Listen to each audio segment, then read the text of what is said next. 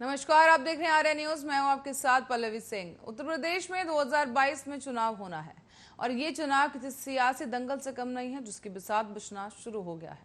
बता दें कि आम आदमी पार्टी और कांग्रेस और सपा सभी अपना दमखम लेकर तैयार हैं और इसी के साथ ही दूसरी तरफ सपा सत्ता में दोबारा वापसी करना चाहती है और प्रियंका गांधी का सहारा लेकर कांग्रेस अपना सालों का वनवास खत्म करना चाहती है।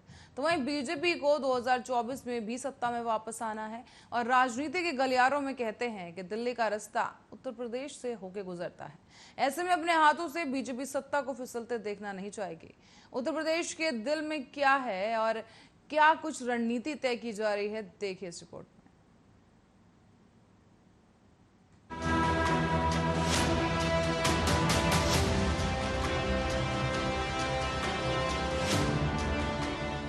उत्तर प्रदेश में अगले साल होने वाले विधानसभा चुनाव में योगी आदित्यनाथ को सियासी मार्ग देने के लिए विपक्षी पार्टियों ने अपना गणित लगाना शुरू कर दिया है। अब तक ये समझा जा रहा था कि अखिलेश यादव की समाजवादी पार्टी कांग्रेस और मायावती की बसपा के साथ गठबंधन कर बीजेपी का विजय रथ रोकने का प्रयास करेगी, लेकिन सपा ने कांग्रेस और बीएसपी को तगड़ा झटका दे दिया है। सूत्रों का कहना है कि समाजवादी पार्टी यूपी चुनाव में बसपा और कांग्रेस से गठबंधन नहीं करेगी। सपा सिर्फ छोटे दलों के साथ मिलकर चुनाव लड़ेगी। सूत्रों ने कहा है कि बीएसपी और कांग्रेस से सपा का गठबंधन नहीं होगा। सपा लगभग 5 से 6 छोटे दलों से गठबंधन कर यूपी चुनाव लड़ेगी। उत्तर प्रदेश विधानसभा चुनाव को लेकर सपा, बसपा और कांग्रेस रणभूमि में उतर गई है। तीनों ही दलों की नजरें एक दूसरे के वोट बैंक पर हैं।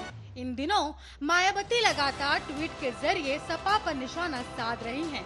वहीं यूपी कांग्रेस अध्यक्ष अजय कुमार लल्लू ने भी सपा को आड़े हाथों लेना शुरू कर दिया है।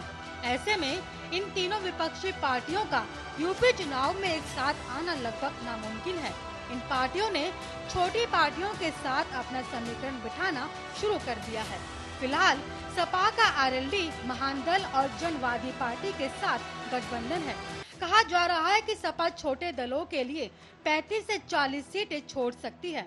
बाकी सीटों पर पार्टी अपने उम्मीदवार उतारेगी। आपकी जानकारी के लिए आपको बता दें कि उत्तर प्रदेश में कुल 403 विधानसभा सीटें हैं। तो वहीं दूसरी तरफ आपको बता दें कि बिहार में बीजेपी और जेडीयू भले ही मिलकर सरकार चला रहे हों, लेकिन दोनों दलों के बीच 6 मात का खेल चल रहा है। मुख्यमंत्री नीतीश कुमार ने जातिगत आधार पर जनगणना और पेगासस जासूसी मामले की जांच कराने की मांग उठाई है।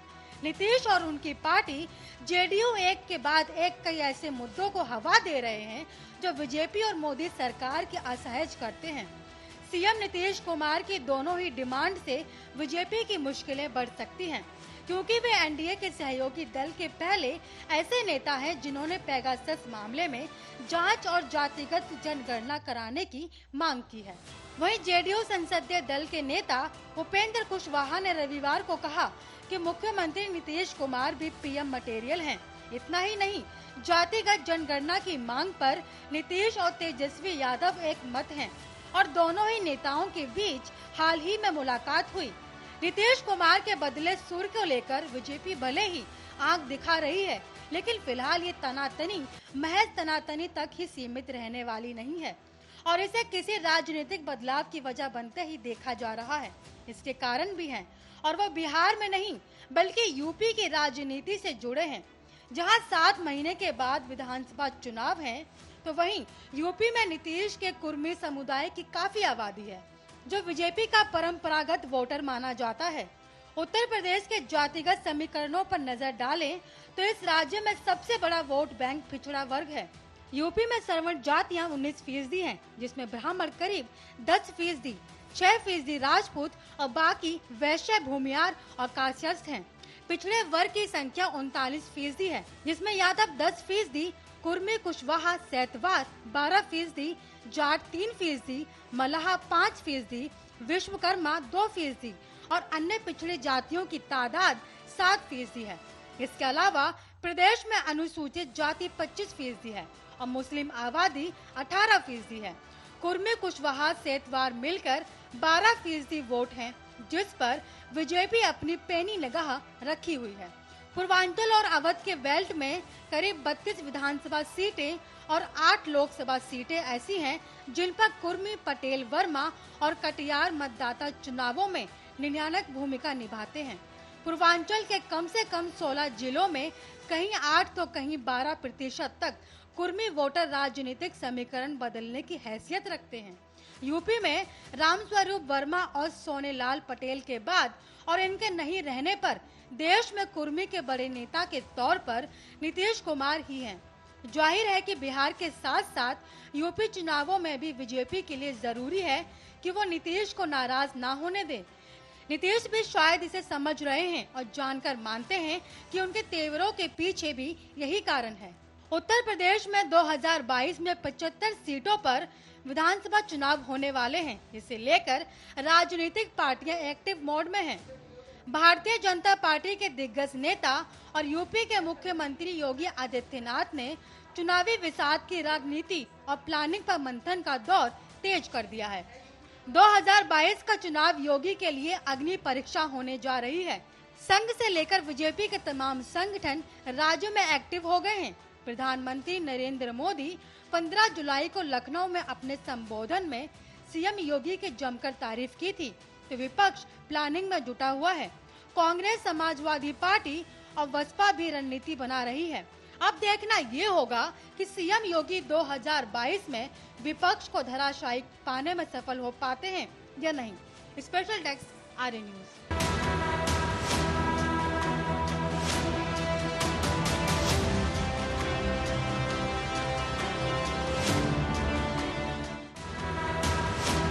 और दिल्ली कैंट में 9 साल के एक बच्चे से रेप और हत्या के मामले में सियासत अब चरम पर पहुंच चुकी है और अब पक्ष विपक्ष के बीच एक दूसरे से बेहतर साबित करने की होड़ लग गई है।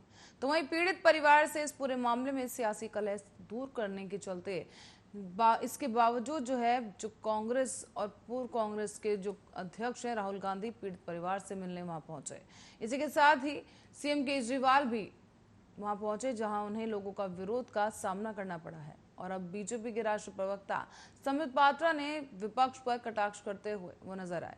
साथ ही आपको बता दें कि इस पूरे मामले को राजनीति से बचाने के लिए परिवार की तरफ से कोशिश भी की गई, जहां उन्होंने सभी पार्टियों से बिना झंडे के उनके आंदोलन में शामिल होने की बात कही। पूरा मामला जानने के लिए देखिए ये रिपोर्ट।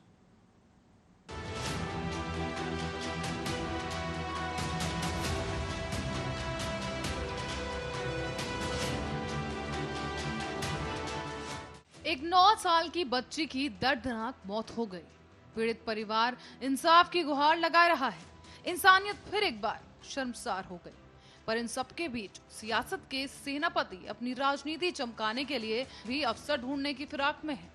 बता दें कि हाल ही में कांग्रेस के पूर्व अध्यक्ष राहुल गांधी मृतक बच्ची के माता पिता से मिलने पहुंचे, जहां राहुल गांधी ने अपनी गाड़ी में बैठाकर उनसे बात की और ढांढस बंधाई। साथ ही राहुल गांधी ने ट्वीट कर पीड़ित परिवार के साथ खड़े रहने की बात कही।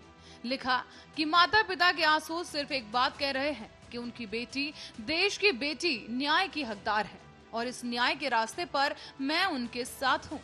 पर इन सब के बीच राहुल गांधी एक अहम कानून भूल गए और इसके बाद उन्होंने एक तस्वीर सोशल मीडिया पर शेयर की। इस तस्वीर में राहुल गांधी के साथ बच्ची के माता पिता नजर आ रहे हैं, जिसके बाद राहुल गांधी अब बच्ची की पहचान उजागर करने को लेकर निशाने पर आ गए हैं। दरअसल कोई भी शख्स, वो चाहे किसी भी पेशे से जुड़ा हो, लेकिन कानून के मुताबिक किसी भी नाबालिग रेप पीड़िता की पहचान उजागर नहीं की जा सकती। ऐसे मामलों में पहचान सार्वजनिक करना पॉक्सो एक्ट के सेक्शन 23 और जुवेनाइल जस्टिस केयर के सेक्शन 74 का उल्लंघन माना जाता है। वहीं रेप पीड़िता या उसके परिवार की पहचान सार्वजनिक होने से समाज में उस परिवार की छवि पर असर पड़ता है। पर राहुल गांधी सियासी रेस में आगे निकलने की होड़ में इतना व्यस्त हो गए कि इस अहम कानून को ही भूल गए और एक बार फिर से सरकार के निशाने पर आ गए। बता दें कि ट्वीट सामने आने के बाद से ही बीजेपी के प्रवक्ता संबित पात्रा ने राहुल पर हमला बोलते हुए कहा कि उनकी पार्टी राष्ट्रीय बाल संरक्षण आयोग से मांग करेगी कि कांग्रेस नेता के ट्वीट का स्वतः संज्ञान लेते हुए उनके खिलाफ एक्शन लिया जाए। पात्रा ने यह भी कहा कि पीड़ित परिवार की फोटो शेयर करके राहुल गांधी ने कानून तोड़ा है। इतना ही नहीं, संबित पात्रा ने कांग्रेस शासित प्रदेशों में बच्चियों और महिलाओं के साथ हो रहे शोषण और रेप के मामलों की एक लंबी चौड़ी लिस्ट भी थमा दी। संबित पात्रा ने प्रेस कॉन्फ्रेंस कर कांग्रेस पर राजनीति करने का आरोप लगाया और कहा कि रेप की घटनाओं पर राजनीति नहीं होनी चाहिए। संबित पात्रा ने कुछ आंकड़े बताते हुए कहा, राजस्थान में पिछले 6 महीनों में रेप के मामलों में 30% बढ़ोतरी हुई है। कोरोना काल में रेप की घटनाओं में ये 38% का इजाफा है। इन घटनाओं पर कभी राहुल गांधी ने दुख जताया है क्या राहुल गांधी कभी उनके घर गए? नहीं ना। राहुल गांधी या प्रियंका गांधी ने इन लोगों के लिए एक बार भी आवाज नहीं उठाई। ऐसी ही घटनाएं पंजाब में भी हुई। संबित पात्रा के जुबानी हमले इतने पर ही नहीं थमे। उन्होंने आगे कांग्रेस पर सवाल उठाते हुए कहा कि दलित की बेटी हिंदुस्तान की बेटी है, उसे न्याय मिलना चाहिए। लेकिन क्या राजस्थान में रहने वाली दलित बेटी हिंदुस्तान की नहीं है? दलित की बेटी छत्तीसगढ़ की, क्या वो हिंदुस्तान की बेटी नहीं है? पंजाब की बेटी के साथ जघन्य अपराध होता है, क्या वो हिंदुस्तान की बेटी नहीं है? इसके बाद सीएम केजरीवाल भी पीड़ित परिजनों से मिलने पहुंचे, पर उन्हें लोगों के विरोध का सामना करना पड़ा। हालांकि बाद में मुख्यमंत्री वहां मौजूद मंच पर जरूर पहुंच पाए, लेकिन यहां भी वो मंच से नीचे गिर पड़े और उन्हें उल्टे पांव वापस लौटना पड़ा। तो वहीं अब दिल्ली सरकार की ओर से पीड़ित परिवार को 10 लाख रुपए की आर्थिक सहायता देने का ऐलान किया गया है। साथ ही इस मामले की अब मजिस्ट्रेट जांच करवाई जाएगी। बताते चलें कि सरकार की ओर से बड़े वकीलों को इस मामले की जांच में लगाया जाएगा ताकि दोषियों को कड़ी सजा मिल सके। आपको बता दें कि दरअसल एक 9 साल की दलित बच्ची के साथ कथित तौर पर रेप किया गया और उसकी हत्या कर दी गई। इलाके के शमशान घाट में काम करने वाले 3 लोगों ने उसका जबरन अंतिम संस्कार भी कर दिया। पुलिस के मुताबिक जांच में सामने आया है कि मासूम शमशान घाट से वाटर कूलर से पानी लेने गई थी और पानी भरते समय करंट लग गया, जिससे बच्चे की मौत हो गई। पर उधर लड़की की मां के अनुसार आरोपी ने कहा था कि अगर उसने इस मामले की सूचना पुलिस को दी तो उसके बाद पोस्टमार्टम होगा और लड़की के अंगों को काट दिया जाएगा, जिसके बाद उन्होंने जबरन शव का दाह संस्कार करने के लिए कहा।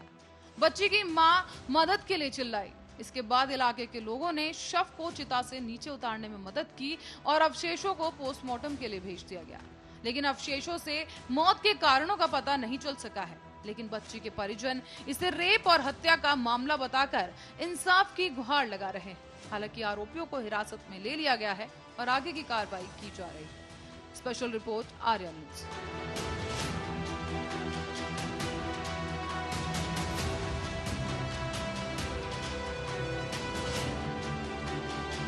इसी के साथ ही फिलहाल के लिए बुलेटिन में इतना ही। देश दुनिया की तमाम खबरों के लिए देखते रहिए आर्या न्यूज।